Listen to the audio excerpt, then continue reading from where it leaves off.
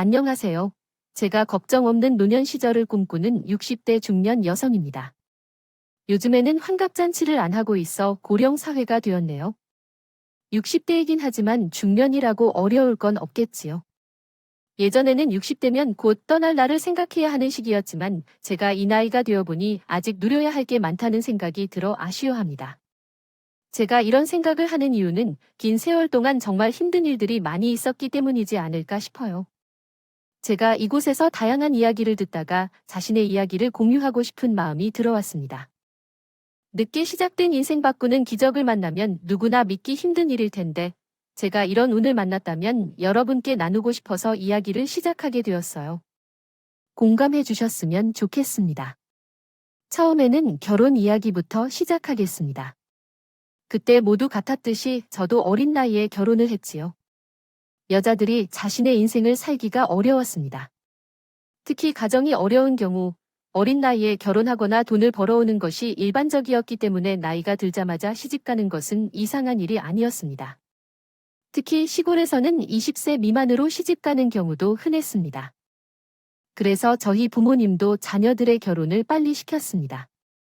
가난한 집안에서 태어난 우리 집에는 딸만 많아서 당장 결혼을 하는 것이 최선이라고 생각했을 것입니다. 장남을 못 뽑는 딸들의 입장에서도 어린 나이에 결혼하는 것이 효도라고 생각했습니다. 막내로서 언니들이 먼저 결혼을 해가는 것을 지켜보며 고생을 보았습니다. 언니들은 중매를 통해 남편을 만나 결혼했고 친정에도 잘 대해주지 않는 것을 보며 결혼이 두려웠습니다. 공장에서 돈을 벌어오는 것이 더 낫지 않을까 생각했지만 선택의 여지가 없어서 결혼해야 했습니다.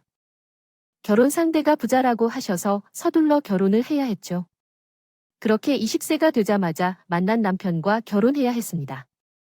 그런 나에게 사람들은 저와 언니들과 같은 운명을 겪는다고 했습니다.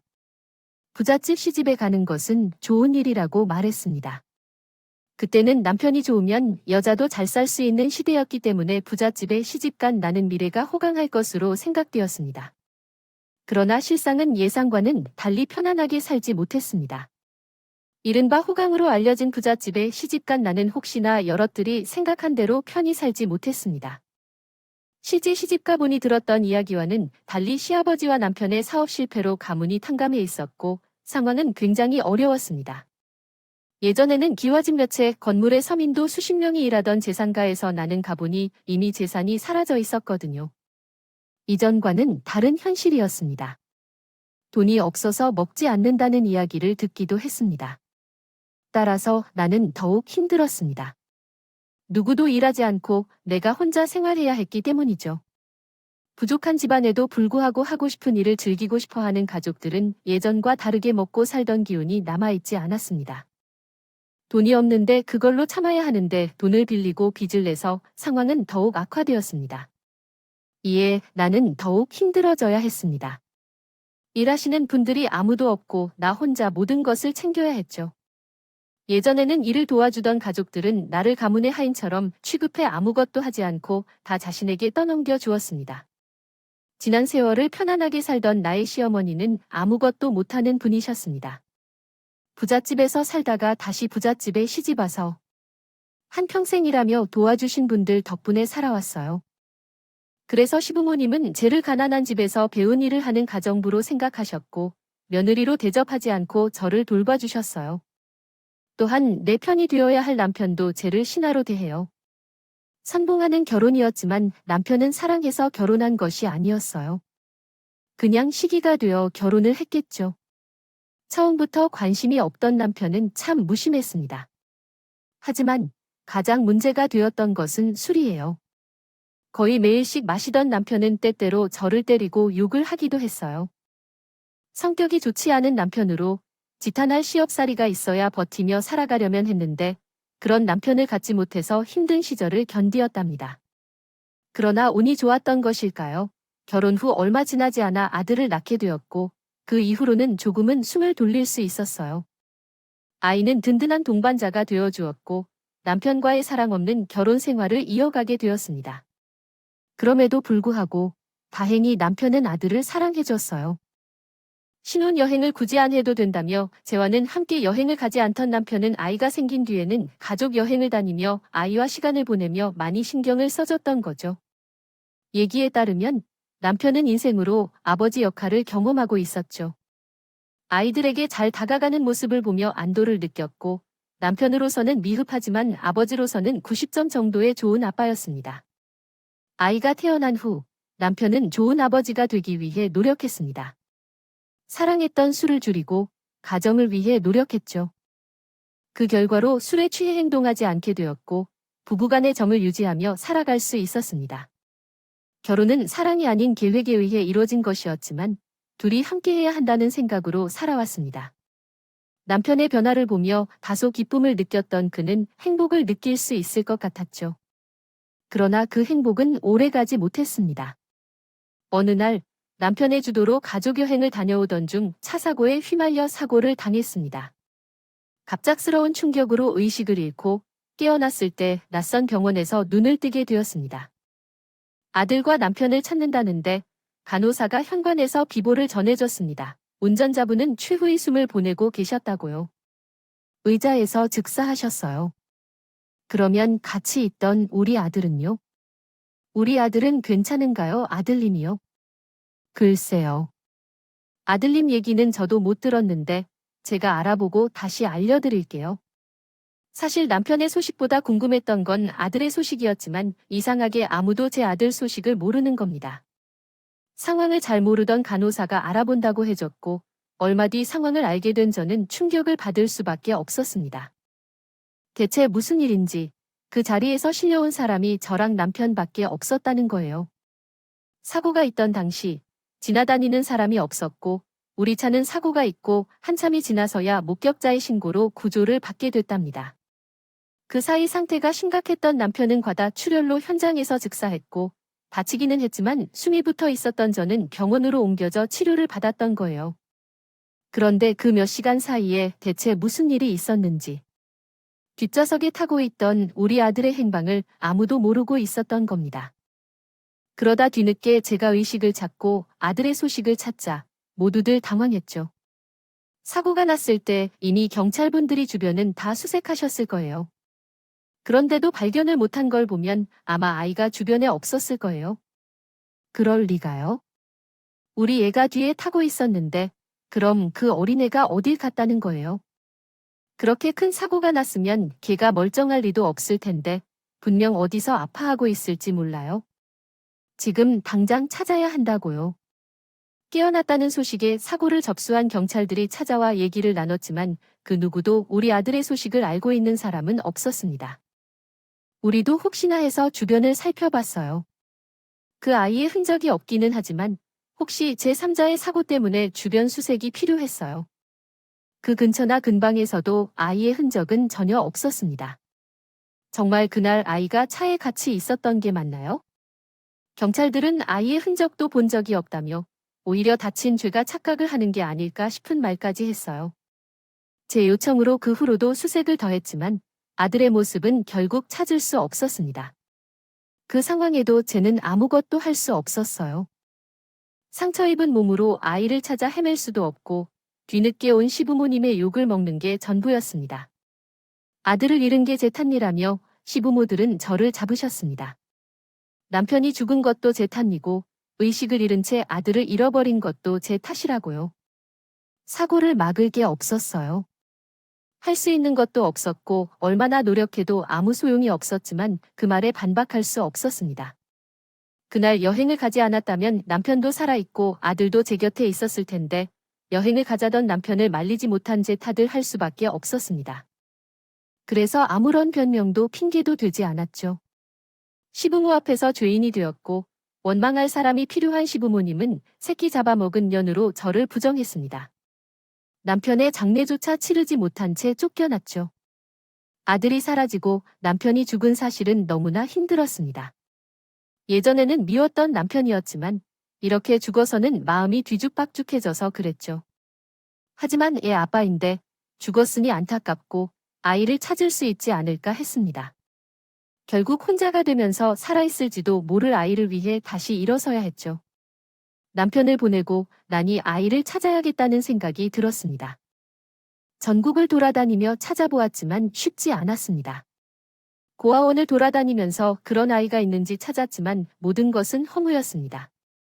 결국 이렇게 우왕좌왕하며 아이를 찾았습니다. 아이를 찾으러 돌아다니는 것은 좋지 않은 결과를 가져올 것 같아서 사고가 일어난 인근 도시에 남아서 아이를 찾는 것이 더 나을 것 같았어요. 아이가 살아있다면 사고가 일어난 장소로 다시 찾아올 수도 있고 좋지 않은 상황에 있더라도 가장 가까운 곳에서 소식을 가장 먼저 들을 수 있을 것이라고 생각해서였죠. 그래서 나는 역도시에서 머물고 있는 동안 사고 지점을 계속 찾았어요. 혹시 아이의 흔적이나 단서를 놓친 건 아닌지 걱정돼서 그랬어요. 연고 없는 곳에서 일하고 사는 것은 쉽지 않았어요. 성인이 된 후에는 거의 가족집에 들어가 결혼하고 사회생활을 한 적도 없었어요. 돈을 벌 수 있는 방법도 몰랐죠. 그래서 아무 가게에서 일할 수 있느냐며 사장님들에게 일자리를 구하고 다녔어요. 한 식당에서 일하기 시작했죠. 얼마를 받든 일이 힘들든 상관없었어요. 중요한 건 아이가 찾아올 수 있는 곳에서 최대한 오래 지내려는 것이었거든요. 그래서 가게에서 그만두지 않도록 최선을 다해 일했어요. 그 과정에서 주말에는 전국의 고아원을 방문하기 시작했죠. 몇 년 동안 그런 삶을 이어가던 중에 식당 사모님께서 가게를 닫으신다고 하셨어요. 그리고 나에게 그 가게를 인수해줄 의향을 표시하셨습니다. 상점을 하는 것은 어떨까 하는 말씀을 주시는 아주머니께서 말했습니다. 처음에는 제가 일을 하다가 잠깐 돈을 벌고 다른 도시로 떠날 거라고 생각했는데 이곳에서 오래도록 머물게 될 줄은 몰랐다고 하셨어요. 이 도시에서 더 많은 시간을 보내고 싶다면 상점을 운영해 보는 것도 좋을 것 같다고 하셨죠. 솔직히 제가 자신이 없었습니다. 그동안 가게에서 종종 일을 도와주기도 했지만 주로 서빙과 식기를 설거지하는 업무를 맡았고 식재료를 손질하는 정도밖에 못했거든요. 언젠가는 아르바이트만 하며 지내기엔 한계가 있다고 생각하게 되었습니다. 그래서 자신은 없었지만 아주머니께서 제안해 주신 상점을 인수하게 되었습니다. 그 이후로 정말 열심히 일했던 것 같아요. 손님들에게 맛있는 요리를 제공하기 위해 노력한 것이 아니라 이 도시에 더 오래 머물고 싶어서 열심히 한 거예요. 사실상 언젠가는 아이를 찾아올 것이지만 처음 하는 상점 운영은 쉽지 않았습니다. 그럼에도 불구하고 시댁에서 요리를 배우며 매우 신경을 쓸 수밖에 없는 입맛을 잡기 위해 노력한 덕분에 손님들의 입맛을 사로잡을 수 있었어요. 그래서 저는 직원으로 일할 때보다 상점을 운영했을 때 더 많은 손님들이 찾아준 것 같아요. 감사하게도 최근에는 도시를 떠날 걱정을 할 필요가 없을 만큼의 상황이었어요.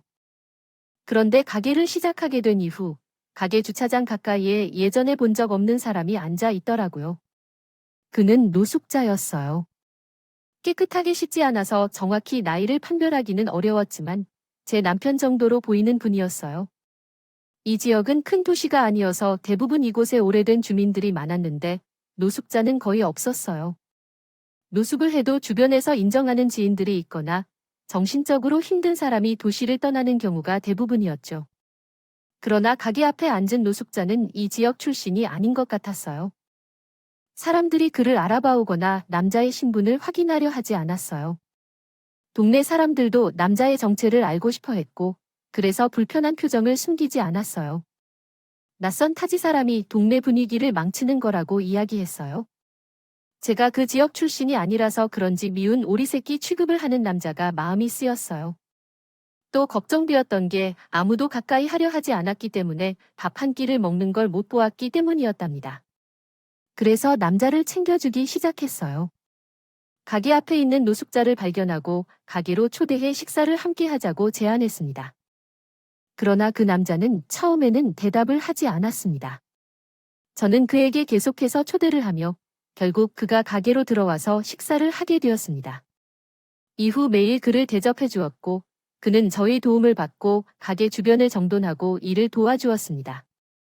시간이 흘러가며 그는 자릿대로 기여한 역할을 하고 제가 돈을 주려고 할 때는 거절을 했습니다. 그는 돈이 필요 없다며 감사의 말을 전해주며 함께 지내었습니다. 인사를 드립니다. 이 가게에서 도와주신 것에 감사를 표하고 싶어서 주는 거니까 거절하지 마세요. 돈을 받으려고 한 일이 아닙니다. 그리고 제가 이 돈을 받아서 어디에 쓰겠어요? 결국 어디서 술을 마시고 놀지 않겠어요? 돈이 있으면 오히려 독이니까. 이번에는 정말 마음만 받겠습니다. 그리고 저는 지금까지 밥을 먹고 에어컨을 틀고 살아왔는데 이 돈은 넘을 텐데 지금 해주신 것만으로도 충분합니다. 그래서 이 정도까지 안 해도 돼요? 전부터 이야기하려고 했는데 감사합니다. 챙겨주셔서. 그래도 이제 날씨가 점점 추워지고 밖에서만 지내시면 안 되니까. 결국 남자가 돈을 거절하여 봉투를 다시 넣어주니 저도 받아들지 못했습니다. 돈은 죽어도 못 받겠다고 거절하자 남자는 가게에 좀 더 오래 머물도록 돕기 위해 신경을 써주었어요. 그래서 가게 운영이 잘 되어 소문을 타게 되었고 가게 잿밥을 노린 사람들이 나타나기 시작했습니다. 그중 하나는 동네 건달들이었죠. 그들이 가게로 찾아와 음식을 들고 트집을 잡았고 나중에는 가게 영업을 돕기 위해 협력하게 되었습니다. 그곳에서는 사장이 서 손님을 대합니다. 손님들은 그 음식이 정말 맛있어서 사장님 얼굴을 보려고 찾아왔다고 합니다. 사장은 죄송하게도 주방에서 혼자 일을 하느라 바빠서 늦게 나와서 손님들에게 서비스를 제공했습니다. 그러자 손님들은 수고비를 요구하며 장사하는 사람은 어디 갔다고 물었습니다. 그때 사장은 손님들에게 지금까지 수고비를 받지 않았던 것에 대해 설명했습니다. 손님들은 처음 듣는 내용이라며 돈을 지금부터 주지 않으면 어떻게 될지 보여달라고 제안했습니다. 사장은 즉시 지금까지 수고비를 받지 않았던 것에 대한 후유증을 보여주어야 한다고 생각했습니다. 그래서 다가가 손님들에게 깽판치는 행위로 인해 사람들이 얼마나 나간다고 보여줄까 고민하는 중이었습니다. 한 여자가 혼자 있는 저는 무서워했습니다. 그때 남자가 나를 도와주려 나서주었어요. 너희들은 이 가게에서 나가지 않으면 어떻게 될지 알고 싶어. 이 거지 새끼는 어디 가겠냐. 야, 너는 큰일 날 것 같으면 빨리 가. 인생이 망가진 사람이 여기 있는 사람 중 하나를 데리고 싶지 않겠냐. 결국 이렇게 된 거는 마지막으로 좋은 일 하고 떠나야겠지. 그래, 2번 말 안 하니까. 쟤한테 죽었다고 TV에 방송하고 싶은 놈은 여기 있어? 나 눈깔이 떨어질 거면 계속 있어? 곧 눈 도망가지 못해. 건달들은 이 남자의 말로 겁을 먹은 것 같았지만 자존심 때문에 그 자리를 지켰다. 그때 남자가 건달들이 마시던 술병을 깨고 돌격했다. 건달들은 달아났다. 이 사건 끝난 뒤 남자에게 감사의 표시를 했다. 서로의 이야기를 하게 되었다. 질문 하나 해도 될까? 당신도 여기 출신은 아닌 것 같은데 가족 없이 어떻게 여기까지 와서 사업을 시작했어? 나도 여기서 이렇게 일할 줄 생각 못했어. 평생 가정주부가 될 줄 알았는데. 근처에서 교통사고가 있었어. 깨어보니 남편이 없어진 것 같고 아들은 어디 있었는지도 모르겠어. 가족은 연 취급받기 시작했어. 결국 남편의 장례식에서도 쫓겨나며 버림받게 되었고 나 또한 남편을 따라 죽고 싶었지만 아들이 남아있으니까 그렇게 할 수 없다고 생각했어요. 그래서 전국을 떠돌면서 아들을 찾아다녔죠. 그런데 어느 순간 이렇게 하다 보면 끝도 없을 것 같아서 사고가 난 이곳으로 돌아오게 되었어요. 이곳을 지나가려면 꼭 여기를 지나가야 하고 아들을 수색하던 경찰들이 있던 곳이기도 했어요. 아들이 살아있다면 한 번쯤은 여기를 지나올 것이고 만약 그가 죽었다면 이곳에서 그의 시신이나 유해가 발견될 것이라 생각해서요. 그래서 이곳에 오래 머물기로 했더니 가게를 하게 되었죠. 인생은 어떻게 흘러갈지 알 수 없다고 하던데 그 말이 정말 맞는 것 같아요. 그렇다면 아저씨는 어떻게 이곳에 오게 되셨나요? 지금까지도 서로 이름도 몰랐네요. 제 이름은 이미숙이고 박상호입니다. 예전에는 사업을 했었어요. 지금 제 상황을 보고 상상하기 힘들 수도 있겠지만 제법 돈도 벌었습니다. 그런데 돈을 벌기 위해 일한 것은 모두 제 아내와 딸을 위해서였어요. 두 사람을 세상 어디보다도 행복하게 해주고 싶었기 때문이죠. 그래서 기러기 아빠가 되기까지 했습니다. 하지만 가족들이 외국에 있을 때 제 역할을 대신해주는 사람이 없어서 옆에 따로 있었더군요. 나는 모든 사실을 알게 되었을 때 아내가 이혼을 요구했어요. 그 긴 시간 동안 외도를 해왔으니 아내와 결혼 생활을 끝내는 건 상관없었습니다. 오직 딸만 내게 보내달라고 했어요. 그러나 딸이 나를 거부했어요. 아주 오랫동안 떨어져 있어서 그런지 애칭 아빠인 나보다 그 사람을 더 아빠로 여겼어요. 그 충격에 다 포기했습니다. 상처는 아프지요. 노숙자 생활을 하다가 여기로 왔어요. 여기 근처에 있는 유원지가 딸과 가장 행복했던 추억이 있는 곳이거든요. 우리 둘 다 과거 일을 못 헤어나오는 사람들이었네요.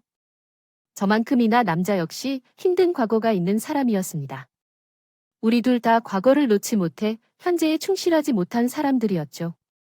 비슷한 입장이라는 생각에 남자가 더 안타깝게 느껴졌어요. 제가 어쩔 수 없더라도 남자는 현실을 살게 해주고 싶었습니다. 그래서 노숙을 멈추게 하고 재기를 시켜주려고 했어요. 다음날 전 가게 일을 도와주고 있는 남자를 억지로 목욕탕으로 데려가 씻고 오라고 했고 이발소로 데려가 머리와 수염도 깎였어요. 그러나 제가 하라고 한다고 고분고분 말을 들어주는 남자는 아니었습니다. 그 남자에게 왜 그래요라며 따지는 말씀을 하신 적이 있습니다. 아이 지숙 씨처럼 평범하게 살아도 어떤 차이가 있습니까?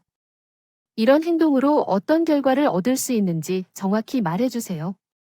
만약 어제 내가 한 말 때문에 이런 행동을 하신다면 그만두십시오. 왜 그러세요?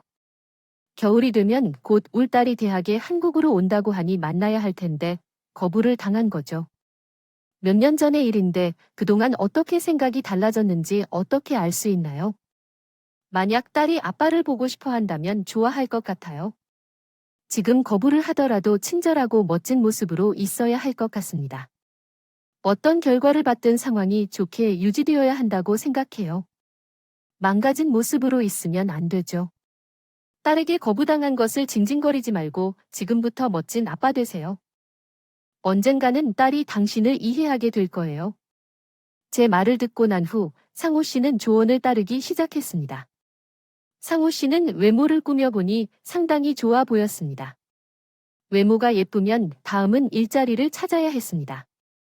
그러나 일자리를 찾는 중에 모두 고개를 돌려버렸습니다. 노숙자였던 상호 씨는 불안해하면서 일하기 싫어했습니다. 거절당하고 나니 이제 어디로 가야 할지 막막했습니다. 그리고 상호 씨가 고마운 눈빛으로 감싸줬죠. 저는 너무나도 감동해서 눈물을 흘렸습니다. 상호 씨도 나지를 않았는데도 제 마음을 이해해주고 위로해주는 그 모습이 너무나 사랑스러웠습니다. 결혼을 하겠다고 망설이지 않았습니다. 우리는 서로를 지켜주고 사랑하며 함께 한다는 것이 더 중요하다고 느꼈기 때문이었죠. 결혼 한 달이 지난 지금도 서로를 존중하고 이해하며 사랑하고 있습니다. 우리의 사랑은 강해질 뿐입니다. 이제 우리는 함께하는 모든 순간을 소중히 여기고 앞으로 함께할 여정을 기대합니다. 그날 그들의 이야기를 가져오지 마세요. 그때 얼마나 놀랐을지 내가 안다. 난 다 생각해봤어요. 형준이를 찾으려면 여기 있어야 하는데 괜히 그들을 건드려서 가게 영업에 문제 생겼으면 어떡하지 싶었고 돈을 주면 얼마나 줘야 할지 계산하고 있었어요. 결과적으로 우리는 한 곳에서 함께 일하며 마음을 나누는 계기가 되었죠. 아직도 한 번 더 들어와 줬으면 합니다. 지금도 용기를 내야 할 상황이라서 그게 무슨 의미인지요? 그럼 깡패가 나타나서 물리쳤다고 할 테지만 지수가 제 곁에 있어줬으면 해요. 앞으로 누구든 와도 당신을 대신해서 대응할 테니까요. 마음의 상처를 가진 사람들끼리 평생 서로 위로하고 사랑하며 힘든 인생을 서로 의지하면서 살아가자고. 나랑 결혼해 줄래요? 지수가 저의 프로포즈를 받았어요. 2년 동안 본 상호 씨는 정말 좋은 사람이었기에요. 이런 좋은 사람이 상처를 받고 혼자 지내는 것이 안타까울 정도였어요. 상호 씨 같은 사람과 함께 평생을 보낼 수 있겠죠. 그래서 결혼하기로 약속하고 양가 부모님과 소개한 뒤 결혼 준비를 시작했어요. 나이 들어 결혼 준비를 하는 것이 창피할 수도 있지만 전 기쁩니다. 첫 번째 결혼은 부모님이 시키는 대로 한 것이었지만 이번 결혼은 제 마음대로 할 수 있어서 너무 행복했어요. 신부로 준비하는 과정이 즐겁기만 했어요. 물론 남편 상호 씨가 항상 제 곁을 지켜줘서 그 행복함이 배가 된 것 같아요. 하지만 한편으로는 아직 찾지 못한 아들 때문에 마음 한구석이 허전했죠. 아들이 제 혼을 이해해줄까 걱정되기도 했어요. 아들이 제게 배신을 느낀다면 어떡하지 생각했죠. 준비를 하면서 여러 차례 흔들렸었는데 그때마다 남편이 힘이 되어줬어요. 결혼식이 다가오며 행복한 날을 준비하던 중 남편이 예정 시간에 오지 않았어요. 일찍 나가겠다 했는데도 늦어지자 걱정이 되기 시작했죠. 이전에 내 가족을 잃은 적이 있어서 불안했어요. 드레스를 입고 예식장 입구에서 남편을 기다렸는데 멀리서 주차를 하고 있는 남편을 본 순간 제게 익숙한 언어로 다시 작성해달라고 요청하신 것 같습니다. 그래서 한국어로 다시 작성해 보겠습니다. 급히 뛰어오는 것을 보게 되었어요. 처음에는 정말 불안했지만 그제서야 안심할 수 있었어요. 남편과 함께 옆으로 뛰어오는 한 남자를 보았어요. 애써 기억해보니 남편의 가족 중 한 분으로 생각했지만 남편과 가까워질수록 그 남자를 알아볼 수 있었어요. 그 제 손을 잡고 다가오는 사람이 어릴 적 아이로 견한 아들 형준이라는 것을 깨달았어요. 그 순간에도 꿈을 꾸는 것 같았죠. 키가 자랐고 얼굴도 변했지만 제 아들임을 알 수 있었어요. 무슨 말도 나오지 않았는데 의식을 잃은 것 같았어요. 남편과 아들은 다가와서 웃으며 나를 안심시키려 했어요. 남편은 나에게 이 사실을 알리기 위해 신중했고 최종적으로 확인해야 하는 이유도 있었다고 하더군요. 아직 남아있지만 왜 하루라도 빨리 당신에게 보여주고 싶어서 이렇게 급하게 데려올 수밖에 없었어요. 근데 딱히 그러지 않아도 될 것 같더라고. 누가 봐도 당신 아들 맞잖아. 먼저 말하지 못한 거 미안해. 말하는 걸 듣니 남편이 아들을 찾아낸 것 같았습니다. 이게 어떻게 된 일인가 싶었어요. 남편이 그동안 제가 아들을 그리워하는 것에 대해 같이 슬퍼해주고 안타까워해주고 또 위로해줬지만 아들을 찾고 있을 거라고는 전혀 모르고 있었습니다. 그러고 있다는 말조차 해주지 않았고 눈치챌 만한 행동도 저와 있을 때는 전혀 하지 않았으니까요. 남편의 말을 듣고도 아직 정신이 없었던 저는 어떻게 된 일인지 물어보게 됐죠. 이게 어떻게 된 거야? 당신이 언제부터 우리 형준이를 찾아 나선 건데? 그러니까 한 2년 정도 된 것 같네. 그때는 우리가 이렇게 부부의 연을 맺을 거라고는 생각도 못하고 있을 때였지. 그냥 내가 뭐라도 보답을 해야 할 것 같더라고. 근데 노숙자에서 이제 막 다시 재기하고 있는 내가 뭘 알 수가 있겠어? 처음에는 이 사람이 마음속에 담고 있는 이야기라도 많이 들어주자. 같이 슬퍼해주고 공감해주고 위로를 주자 해서 시작했지. 그런데 나도 자식이 있는 아빠니까. 당신 마음이 헤아려져서 도저히 가만히 있을 수가 없었어. 나 자식이 죽은지도 살아있는지도 알고 정말 어렵고 괴로운 것 같아요. 아들인 형준이가 살아있다면 몇 년이 걸리더라도 조사해서 찾아볼 것 같습니다. 실수로 죽더라도 시신이나 변두막을 찾아서 이 사람을 마음속에서 떼어놓게 해줄 거예요. 그 생각이 들었어요. 그 주말부터 그렇게 결심하고 나서 시작을 해요. 처음에는 당신이 조사해 놓았다고 하는 곳부터 시작했어요. 그래도 당신이 여태까지 그 근처에서 아들을 찾아도 나의 저한테 단서가 있는 것이 우려되지 않았더군요. 그렇기 때문에 전국을 돌며 무작정 찾아다니게 되었어요. 처음에는 당신이 물으셨죠. 주말마다 그렇게 나가냐고요? 지금까지 형준이를 찾아 다녔기 때문이에요. 그런데 당연히 쉽지가 않았어요. 저는 남편이 쟤를 대신해 주말에 전국을 돌며 아들을 찾고 있는 줄 몰라 또 생각 못했어요. 남편이 주말마다 다른 말 없이 어딘가로 가는 것을 한국에 돌아와 대학 생활을 하는 딸을 보러 간다고 생각했거든요. 그래서 아무 말 없이 주말 내내 없었다가 돌아왔을 때 어딘가 갔다 와서 무엇을 했다고 묻지 않았죠. 부모로서는 항상 자식을 만나고 싶어 하니까. 괜히 내가 이렇게 신경을 써주지 않아도 되면 좋겠더군요. 그런데 지금까지 남편은 제 아들을 지금까지 찾아다닌 거예요. 이것도 전국을 돌면서 말이죠. 남편은 자신이 해온 노력에 대해 자세히 이야기하지 않았지만 그동안 얼마나 많이 힘들었는지 느낄 수 있었어요. 저는 이웃 도시를 돌며 아들을 찾는데 많은 시간과 노력을 쏟았기 때문에 알 수 있었어요. 그 범위가 전국이라면 말할 것도 없죠. 남편에게 정말 감사했어요. 하지만 그때는 그 감정을 표현할 준비가 안 됐어요. 남편의 이야기를 들으면서도 내 시선은 아들에게로 향했거든요. 남편의 이야기가 끝나고 내 앞에 있는 아들을 안고 감격의 제회를 했어요. 한참 동안 눈물을 흘렸죠. 사실 아들이 살아있을 거라고 믿고 있었지만 그 믿음은 현실을 직시하기 싫어하는 일종의 바람이었어요. 흔적 하나 찾을 수도 없었거든요. 그런 마음을 가진 채 지내다가 마주한 순간 마치 아들이 다시 살아나는 듯한 느낌을 받았어요. 그래서 다시는 놓치고 싶지 않아서 꽉 안았어요. 그런데 아들 형주는 다른 감정을 느끼는 것 같았어요. 오랜만에 보는 엄마가 낯선 것인지 제품에 끌려서도 목을 뒤로 꺾는 불편한 모습을 보였죠. 미안해, 형준아. 엄마가 너를 너무 깜짝 놀라게 해버렸지. 그날 이후부터 한시에도 어떻게 너를 잊을 수 없어서 내 마음에 너무 빠져들었나 봐. 우리 아들 노란 것도 몰랐고 미안해. 그동안 어머니를 보고 싶지 않았어. 만약 어머니를 만나면 특별히 얘기하고 싶은 게 없었고 어머니가 우리 형준을 찾지 못해서 미안해. 그러나 어머니도 정말로 형준을 찾으려고 많이 노력했어. 그것만은 알았어. 그런데 사실 나는 기억이 없어. 사고 이전 기억은 하나도 없고 사고 후에 정신을 차리고 나면 기억이 하나 없어. 그래서 어머니를 기억하지 못하고 있어. 기쁜 날에 이야기를 듣게 해서 미안해. 겨우 찾게 된 아이에게 나를 기억하지 못한다니 이게 얼마나 이상한 일인지 생각했어. 아들을 찾을 수 있어서 더 이상 바랄 게 없었지만 이게 어떻게 된 일인지 궁금해. 그때 남편이 아들에게 했던 말을 들었어. 내가 아까 마지막으로 확인을 해야 한다는 건 이게 이유였어. 왜 형준이가 기억을 못하는지 그 며칠 전에 알게 됐는데 내가 돌린 전단지 속에서 찾는 아이가 자신들이 데리고 있는 아이와 닮았다고 했거든. 그래서 그 주말에 바로 찾아가 봤어.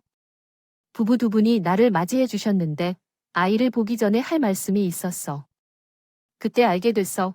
우리 형준이가 기억이 없다는 걸. 그러나 사고가 났던 지점이나 아이의 외모까지 전단지 내용과 매우 비슷해서 연락을 하게 됐다고 했어.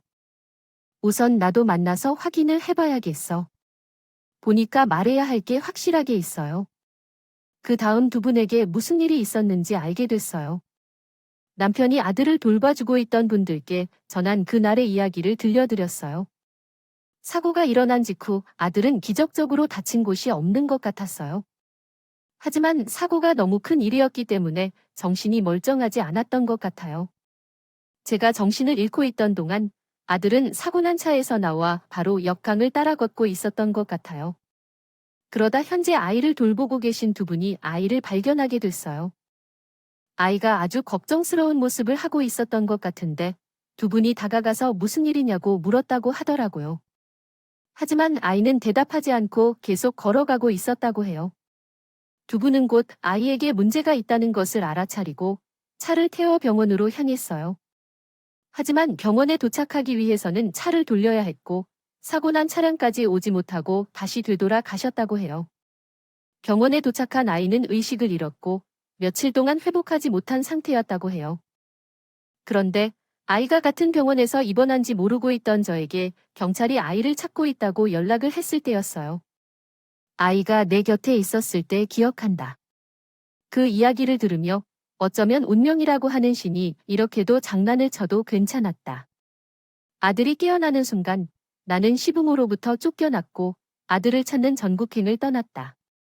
아이를 발견한 분들은 아이가 사고 당시부터 기억이 없었다는 걸 알게 되었고 부모를 찾아주려 했지만 단서가 전혀 없어서 그들은 아이가 동네에서 잃어버린 아이일 거라고 말했다. 인근 도시를 돌아다니며 아이의 부모를 찾았지만 계속해서 실패했고 결국 아이를 찾을 수 없다는 것을 깨달았다. 그들은 아이가 버림받은 것으로 생각하고 자신들이 키워왔다고 말했다. 전국을 돌면서 남편의 전단지를 보고 연락한 것이었다. 아이는 나를 기억하지 못했지만 나를 찾은 것만으로도 감사했다. 남편과 아이를 돌봐준 분들에게도 감사했다. 아들과 감격적인 재회를 마치고 남편에게 수백 번 감사한다. 여보, 정말 고마워. 내가 내 인생의 가장 행복한 순간을 만들어줬어. 내게 평생 감사하며 살 것이다.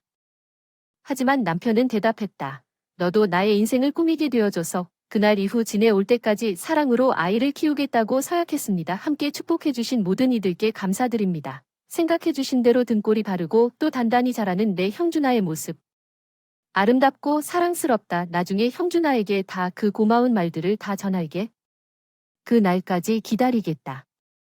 감사합니다. 형준과 점점 가까워졌고 천천히 서로에게 적응할 수 있는 1년의 시간을 보냈어요. 결국 우리는 완벽한 가족이 되었고 이제 아들과 함께 행복한 시간을 보내고 있습니다. 형준은 기억을 되찾지 못하지만 행복한 기억은 남아있다고 해요. 어릴 적의 기억을 잃어 아쉬워하지만 이제 건강한 아들과 함께 행복하게 살아가고 있습니다. 남편은 몇 년 전에 딸과 만났고 제 덕분이라고 말하지만 남편의 노력이 없었다면 아들을 그리워하고 있었을지도 몰라요. 언젠가 세 가족이 함께 행복한 인생을 만들어 갈 거라는 것에 감사하며 앞날에 박수를 보내주셨으면 좋겠습니다. 감사합니다. 가족들과 함께 행복하시길 바랍니다. 고마워요.